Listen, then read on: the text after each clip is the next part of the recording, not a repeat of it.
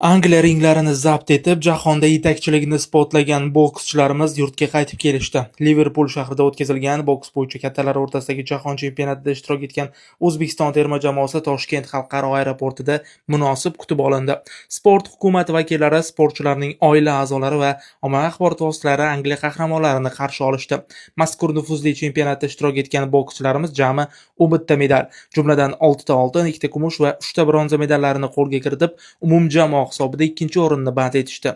Abdumalik Xallokov, To'rabek Habibullayev, Asadxo'ja Mo'ydinxo'jayev, Fazliddin Erkinboyev, Javohir Ummataliyev va Akmaljon Isroilov kabi bokschilarimiz delegatsiyamiz hisobiga oltin medallarni qo'shib qo'ydi. Albatta, erishilgan natijalarda O'zbekiston boks federatsiyasi bosh kotibi Mirshohid Tillaboyev, bosh murabbiy To'lqin Qilichev, murabbiylar Rahmatjon Ro'zoqunov, Akmal Hasanov, Dilmurod G'ofurov va boshqa ko'plab sportimiz mutaxassislarining mehnatini e'tirof etish joiz. Bokschilarimizning olamshumul g'alabalari bardavom bo'lsin.